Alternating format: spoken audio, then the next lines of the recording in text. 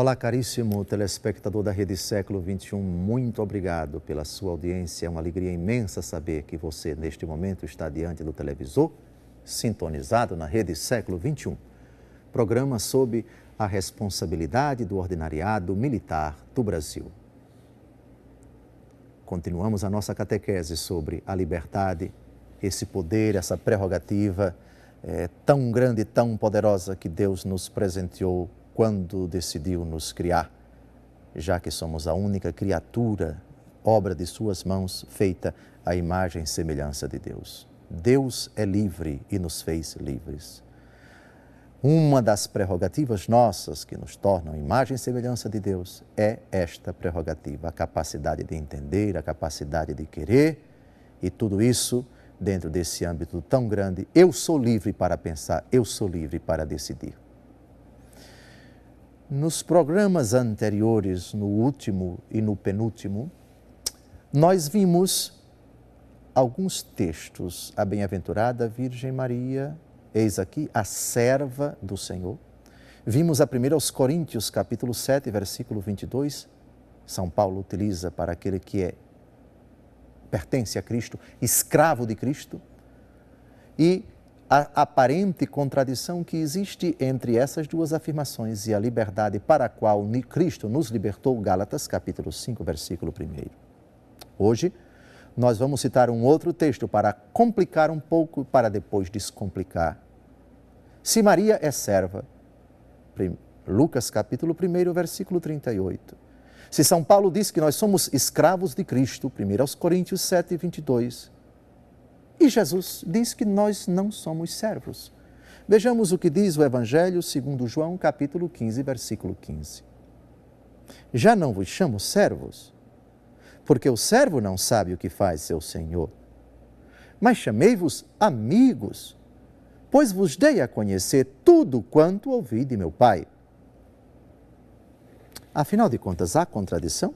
Jesus diz, já não vos chamo servos. E a Virgem Maria diz, eis aqui a serva do Senhor. Jesus diz, já não vos chamo servos. E São Paulo, na 1 Coríntios 7, 22, diz que nós somos escravos de Cristo. Há contradição? Nenhuma contradição. Quando Jesus fala de servos, ele se refere a um tipo de escravo. E quando a Virgem Maria se autoproclama serva, é serva em outro sentido. Quando São Paulo diz, somos escravos de Cristo, escravos num outro sentido, não no sentido dado por Jesus, o texto no contexto. Quando Jesus diz, já não vos chamo servos, Jesus se refere àquela condição social daquela pessoa daquele tempo que não tinha absolutamente liberdade porque era quase que uma propriedade do patrão. Sem dúvida alguma, um ser humano, mas um ser humano que, no contexto daquela época, não tinha liberdade, não tinha nem dignidade, porque era tido quase como uma coisa. E Jesus, sem entrar no mérito, por favor, dessa mentalidade verdadeiramente superada, inadmissível aos olhos de hoje, mas considera esse dado antropológico, esse dado social, essa figura do servo, quase que uma coisa para dizer, vocês não são isto, vocês são meus amigos.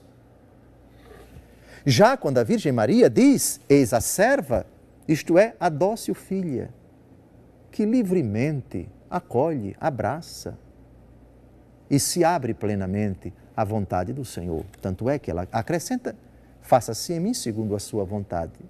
Isto é, eu quero obedecer à vontade do Senhor. Eu quero acolher a vontade do Senhor. Eu quero aderir à vontade do Senhor. Eu quero ser instrumento da vontade do Senhor.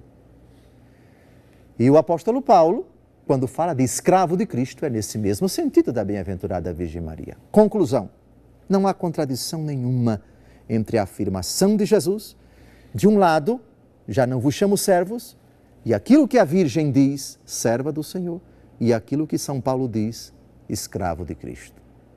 As três realidades se referem a uma só.